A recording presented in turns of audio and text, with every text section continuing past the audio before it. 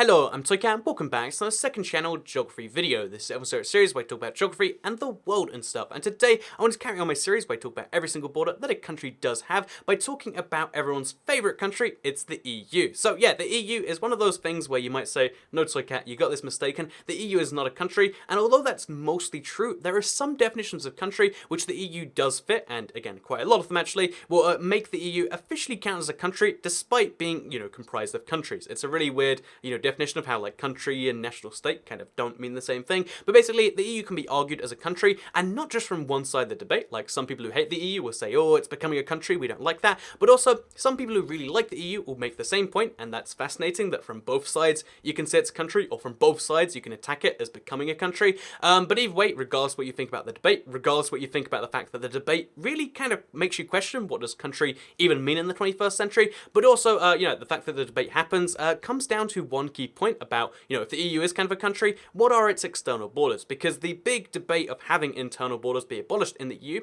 which is a thing that happens in the Schengen area, if you don't know, the border between Germany and Belgium, for instance, it's entirely frictionless. You can cross it on foot easily. There's nothing that happens. You can just walk across it because there is essentially no internal German-Polish border, German-Netherlands border, French-Italian border. Any EU Schengen countries do not have any real borders because the idea is secure the external borders and then have, again, entirely abolished internal ones. And that is a system which works entirely fine in principle if you can secure those external borders. If the external borders are exactly the same level of secure, you can have no internal borders. That's how countries kind of work, and that's how having this, multi-country, union kind of works. However, one of the big issues is all of the external borders are not secured exactly the same. Although all the official ports of entry are pretty much the same, between like Poland and Germany and Romania and Sweden, the land crossings between them, between countries like Greece or Italy and, the boat crossing, stuff like that, is not exactly the same, and this is what causes the big debate. This is why people don't like the EU, because it's like, oh, migrant crisis and terrorism, it's all because of this EU policy on that or that. And yeah, I wanted to talk about what the EU's external borders are in today's video, because it's really, really tricky to find out if you want to be like, okay, now we know what the problem is, there's EU external borders, let's work out where they all are and see which ones are the problems. However, actually working out where all of the EU's external borders is not an easy thing to do, because you might be like, okay, we'll just type in European Union or EU into the Google search, but what you get when you do that is actually just something near you with EU in the name. So this is Jobs for EU, a place in London, and you're like, okay, that doesn't work, let's try that again, let's make sure we get a real place, and then you get a little town in France that's called EU, or as you can see, it's literally called EU, or because it's a French name, it's really pronounced But yeah, you get a place in northern France called that's not what you're looking for either. How do you find out what the EU looks like? And you're like, okay, I'll find a map that's not Google Maps, because, I don't like this whole system. And you're like, okay then, so what do we do there? Oh, there's a map of the EU, except this isn't a map of the EU, it's a little bit misleading too, because although it shows all the EU countries, it misses out some of the borders and some of the most surprising borders, and again, some of the most crucial ones. So let's talk about all of the EU's borders in today's video. It's going to be a long one, but again, by the end of it, you should know all the EU countries and the official external borders that they do share, and the ones that maybe need to be secured and maybe don't need to be secured. So let's talk about this in a bunch of categories, because again, we've got a lot of borders to go through. If the EU does become a country, it's going to have like the most borders in the world, by the way. But let's talk about the first borders, which are going to be between, EU countries and EEA or Schengen countries, because there are 4 examples of this. There is Norway, there is Iceland, there is Switzerland, and there is Liechtenstein, that all officially are part of the Schengen area in some form, and all part of the same, again, agreement that doesn't quite cover the EU, but covers a lot of it, which means that although Sweden and Norway share an external EU border, as you can see based on this map, it's mostly frictionless, people can go across it just fine, it's just goods have to be checked every now and then, and again, it doesn't really count because Norway has immigration standards in line with the rest of the Schengen area, and that means that it's not really a border that causes problems. It's Norway's borders that then become the issue on that one. But my point being is this is the same thing that happens with Sweden-Norway, one of the longest external EU borders. It's not really one because it kind of isn't really external, but it kind of is at the same time, and that's why it's in today's video. Same thing happens with the Switzerland-Germany border, the French-Swiss border, the Italian-Swiss border, and the Austria-Swiss border. So again, all 4 of these countries border Switzerland, but again, all 4 people can go freely across it pretty much. Again, you can't necessarily work and stay there unless you have certain requirements. Goods can be checked sometimes because they're kind of like that. And it's also worth mentioning that it's not technically because Switzerland's in Schengen. Switzerland is both not in the EU and not in Schengen. They're just in a very Schengen-like agreement. It's the exact same thing as Schengen, but it's negotiated in a series of bilaterals. Seriously, look into the Switzerland-EU negotiating process. I don't know who was assigned to do that, but like it hurts you to read a little bit because it's like, oh my god, they insist on it being so detailed and precise in a really weird way. So yeah, Switzerland, not part of the EU, so it's an external EU border, but it has a lot of the same principles as being internal, and it's not really a big deal because they have similar immigration standards. So yeah, it's also worth mentioning that this part of Germany right here, which you'd figure, oh yeah, this part of Germany, which is, surrounded by the, Switzerland, would be an external EU border, but it's actually not. This is technically, for a lot of purposes in the EU, not a part of the EU because it's part of the Swiss customs area, not part of the EU customs area, and also they use the Swiss franc there, and also it's part of the Swiss postal system, and also, a lot of people just like move freely to and from Switzerland to do other things like shopping. So point being, it's kind of not a part of Germany for the sake of the EU's borders, which I think is kind of wacky because it's also ex-slave. You can't really get there without going through Switzerland anyway. So let's next talk about, by the way, this same thing happens with the Swiss-Italian border. There is a casino which is in the south of Switzerland, and that is technically not a part of the EU in terms of the VAT area. It's weird stuff. Again, it's an ex-slave of Italy in Switzerland that is kind of not a part of Italy as far as the EU is concerned. Again, lots of weird stuff like this will happen. You'll get into that later. And then Liechtenstein, exact same thing, has a border with Austria. Technically an external border, but Liechtenstein isn't causing problems, so again, entirely free, entirely, you can go across it. Technically, Liechtenstein is not part of the Schengen area either, but it effectively is because you can freely move there from both Austria and from Switzerland. So next, let's talk about countries that aren't officially, having agreements where they can do this whole sort of thing, but in practice, they actually are. So again, San Marino, a micro country, you can go there entirely free from Italy, and since you can get into Italy from the EU, it's an EU external border, but again, it's entirely free, there's no real gaps across it, and no one can get into San Marino without having gone through Italy, so it's not an issue for Italy or the EU, even though it technically is a hard border, it's the softest hard border you can make. Same thing for the record with the Vatican City, separate country inside Rome, but doesn't have its own immigration policy because, it's immigration policy, if you can get into Italy, you can come into us, that's just fine. However, the really weird one is not these two examples, or Monaco, which is found just over here, which for the record, by the way, this is Monaco. Separate country, technically you can get there by boat and cause some issues for the French authorities, but let's just assume that's not happening and talk about the weirdest one, which is Andorra, because again, technically the Andorra, the Andorra French border and the Andorra Spanish border are external EU borders, but they're really, really not treated like it. And this goes even down to the point, so I can show you, because I took some pictures when I went there on the bus, and I was like, oh, this is interesting, but you can actually see Google Maps, just as good pictures. Here you can see you have to go through police checkpoints, go through official borders, but then it gets really confusing because Andorra has like a Andorra EU flag that says Andorra in it, even though they're not part of the EU. I don't know, they have like this weird agreement where like they're effectively part of the EU, but also not for a lot of reasons. So there you go, Andorra, not part of the EU, technically an external border, but it doesn't need to be policed like one because no one from that. Basically, Andorra gets to make decisions like, maybe just because France let you in, I don't want to, except they'll let everyone in anyway. And there you go, fun fact, technically speaking, not part of the EU, technically an external border. And this is really weird, but it just keeps on going like this, as you'll see towards the end of the video.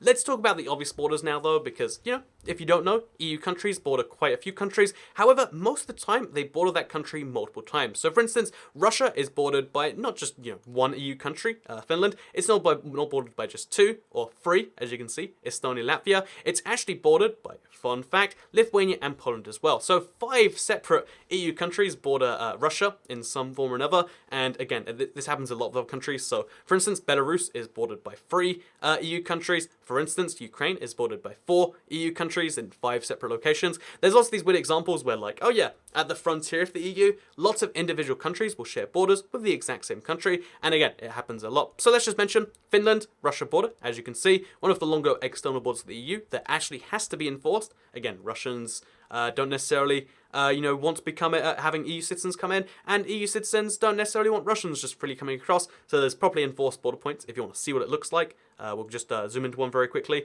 As you can see, you have to go through like a little official point right here. Hopefully we can see it from there. You have to go through like an official point. They check you on both sides. They're like, oh yeah, it's fine for you to leave Finland. Is it okay for you to enter Russia though? And that's what the whole checkpoint's all about.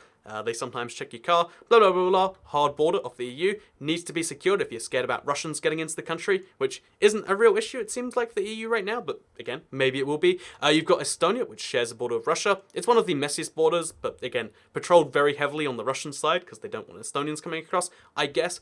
Same with Russia and Latvia. Again, doesn't seem to be an issue right now, but it is one that's worth mentioning. Russia shares a border with Latvia. It looks like this. It's pretty wacky because it's from ex-Soviet times where they used to all be part of the same country, so it wasn't really a big deal. But yeah, it looks really weird, but it mostly just follows natural features. Easy enough stuff to recognize. Then we've got the Lithuania-Russia border, which borders Kaliningrad. This is a part of Russia, which they kind of just like took in 1945, so it's kind of weird. But again, the border policy enforced exactly the same as Russia, with the one exception of like, oh yeah, it's slightly easier for EU people to get into Russia if they only go to this part, and it's slightly easier in reverse, I believe. Although, I looked into it, and it looked like they were going to cancel those soon. So, yeah, it used to be easy to get in there at some point in time, but it probably won't be in the future. Fun fact, there you go, Russia and Europe, the really surprising bit that everyone forgets about, technically an external border, and probably will be even once all the rest of the EU, or all the rest of these, Eastern European countries make their way in. So there we go, just that weird, like, I guess we'll have to consider that point. Where even, by the way, it's worth mentioning the Polish-Russian border, which I mentioned in that same video,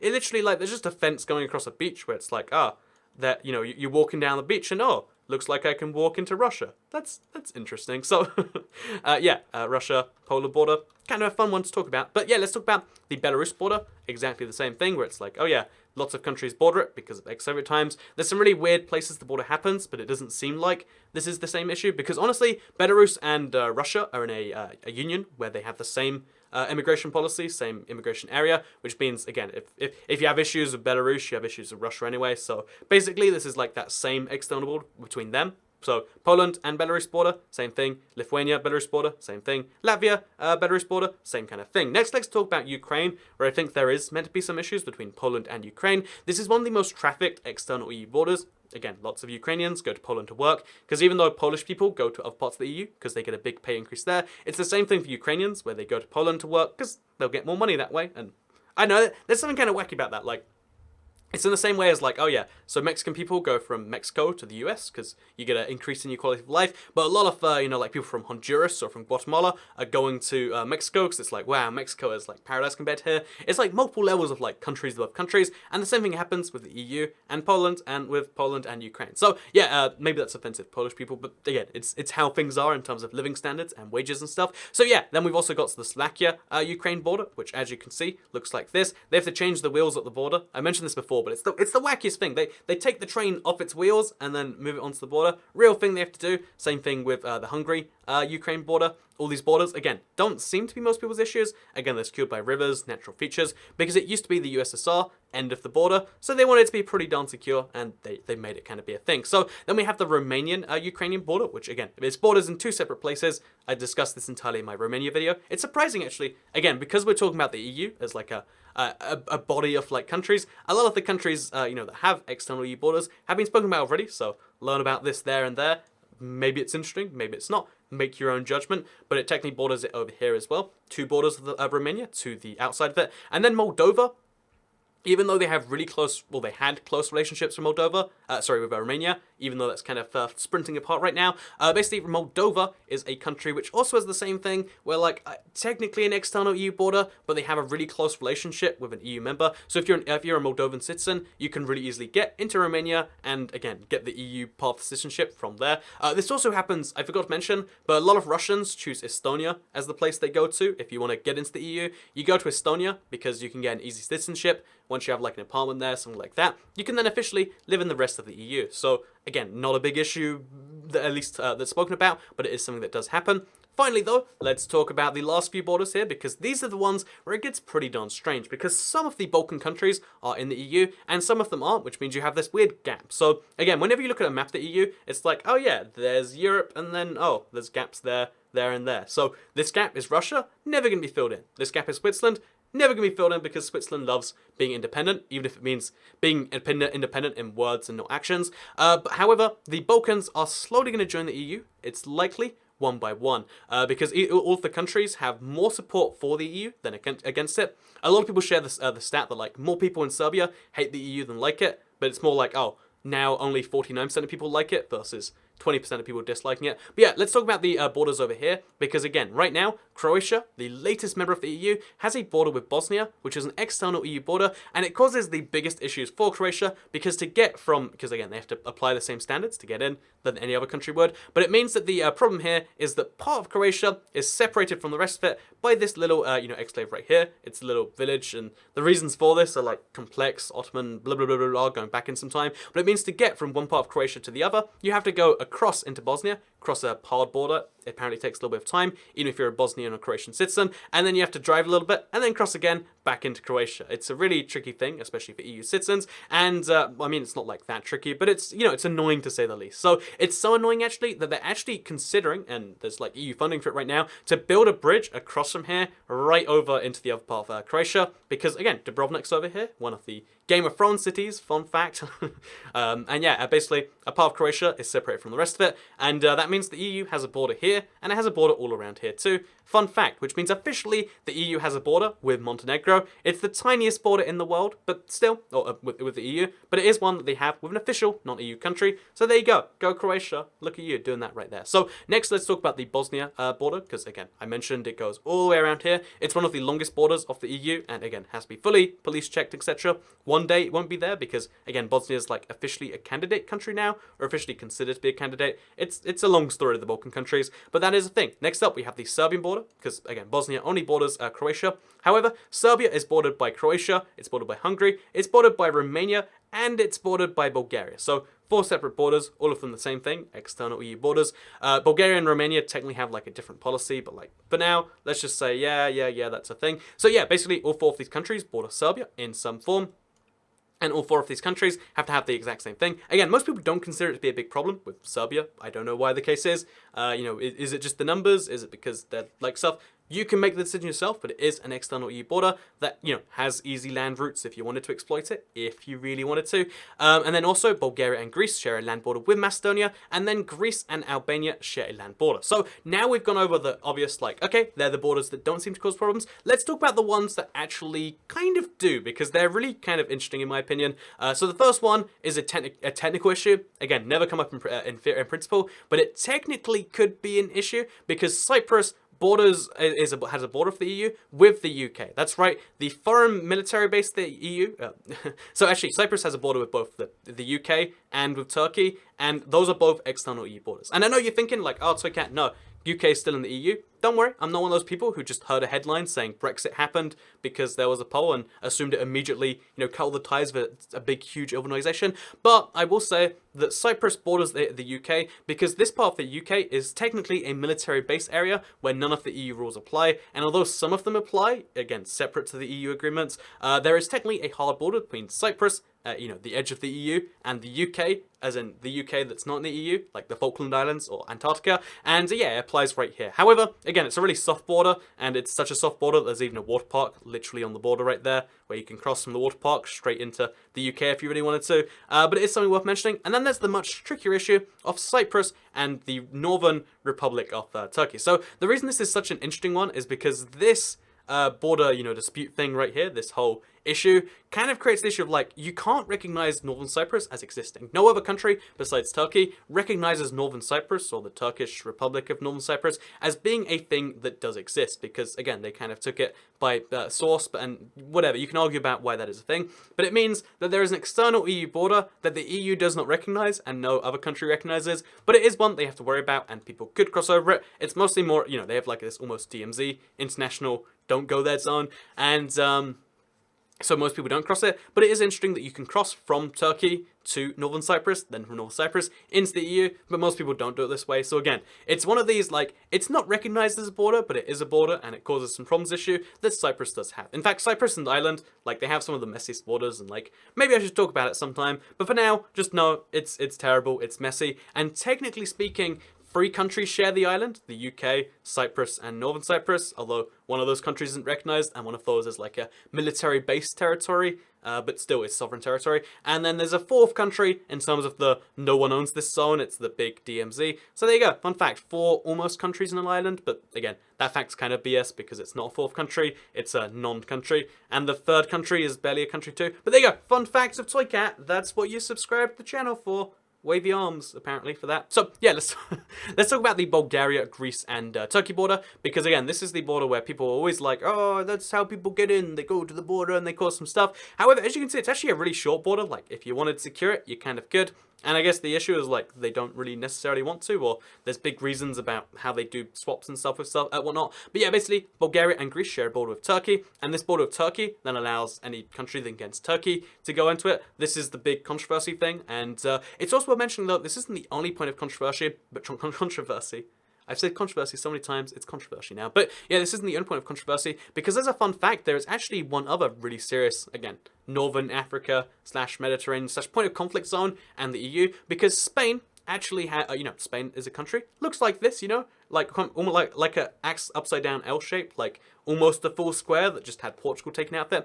But Spain actually has the interesting situation of owning some territory on Africa. So if you watch my shortest border in the world video, you'll know that it owns quite a few miniature ports around here. The biggest one being Ceuta, of course, or the most notable one. But yeah, Ceuta, by being a part of Spain, which is in Africa, causes a couple of issues. One, it means that Spain is technically on Africa, and two, because these are parts of the EU, they're part of the Spanish union of stuff. This means that if you want to get into Spain, you don't even have to like cross over on some form of ferry where you have to go through the checks and stuff. All you have to do to get into Spanish territory is get over this border right here. So because of the rules of asylum, which I'll be honest, like I don't entirely understand why they are. Again, I'm not an immigration professional. It's just I do happen to know that counterintuitively, if you have reason to flee your country, all you need to do, if you can't get into a country, they don't have to accept you. But if you can step foot on their land, and they can prove that they can't send you back, they're not legally allowed to. It's one of those weird, like, it's almost like a loophole, but it's also like international agreements. It makes sense as a thing, right? So yeah, basically, if people, all they have to do is get into the Spanish territory, and then they can go anywhere they want within the EU. It's as easy as that, or whether officially or unofficially, which means that this border right here is one of the most secured in the EU. It's one of the biggest issues and one of the big things. And actually, the border between the two countries looks like this. It used to be 3 meters tall. That wasn't tall enough. They made it 6 meters tall. Then they built a little no man's zone, and then they have the actual fence for the Spanish border, which is, again, close to 6 meters tall. It's a huge border complex, but people still every day, like at any time of day, they camp near the thing, and they try to rush it at the best time. It's one of the weirdest situations in the world, because this is, if you want to get in the EU, any EU country, all you have to do is get to, I say all, it's like one of the challenges, it's like a boss level in a game. You have to manage to climb over this fence, which they make as hard as possible to do that with, by the way. You can see how they have to do it. Manage to get down the fence, climb up another fence, get over that fence, and then officially the police can't, just get rid of you. They have to take you somewhere where you can, do your whole claiming stuff. And there you go. Fun fact, that happens with Ceuta, happens with the other Spanish ports, which you'll find around here. And I just think it's one of those, fascinating, as you can see, Melilla. It's one of those fascinating kind of like, that's a thing. That's kind of an interesting thing that does happen that you might not have known about. So how many borders does the EU have? I mean, the short answer is a lot. The long answer is like, quite a few, but only a few really notable ones. I think the big deals are the ones with Russia, the ones with Turkey, and the ones with Morocco. Again, maybe the other ones will come an issue one day, like one day the San Marinese? I think it's San Marinese. One day the San Marino people will rise up and, cause a big crisis, whatever. But there's mostly just 3 points of contention on the EU border. And however, it's also worth mentioning after the whole, if the Brexit thing does occur, it's worth mentioning because people are going to be like, oh, it's okay, you should mention that. It's worth mentioning that the UK and Ireland will share a border, so there'll be one more border added. Except it's not just one Ireland border added, which, again, is going to be, this border right here is one of the biggest points of contention for a border. If you look up the EU agreements, that causes like well, they can't do this and they can't do this, so we're just going to do nothing. There's no compromise that could be reached on it, as far as I know, that doesn't, hurt someone in some way. So yeah, basically there's a big issue with that, and that's a fun fact. But I'm not here to talk politics. Instead, I'm here to talk fun facts, because there's also going to be a hard border between Gibraltar and Spain. So technically this means the UK will have a hard border with Spain. Right now, it's still officially kind of hard. I always have issues finding the map. But yeah, right now it's technically a hard border. You have to cross it with, again, passport controls, but they're fairly easy-ish. After, though, it will be officially an edge of the EU, where, again, customs will have to be checked. Everything has to be checked on way in and out.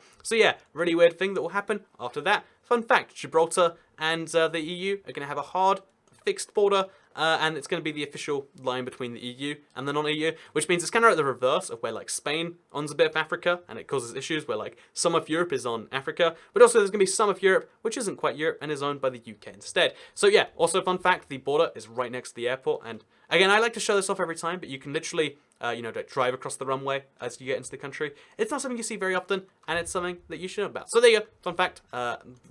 There are all the borders of the EU. I hope you all enjoy the video. Let me know what you think in the comments down below. A lot of people actually like the idea of me doing like fun, joke flags or like joke shirts or like again, the idea of like having merch, but like having it be terrible, like knockoff Nordic flags of real countries and stuff. So that's a thing I might just do in the nearest future. But for now, I hope you all enjoyed this one. I'm actually revamping the merch line. Like I'm in contacts with some companies to actually, because if you don't know, I do merch on the main channel where you get beautiful shirts like this one. But I'm actually revamping that one soon. So I'm gonna like just have like one joint Toy Cat and Toy Cat store. And second of all, a lot of people are taking the whole like second channel don't care to think to heart. It's a fun joke, don't you get it? To avoid having an outro, like why it's easy. Anyway, second channel, don't care.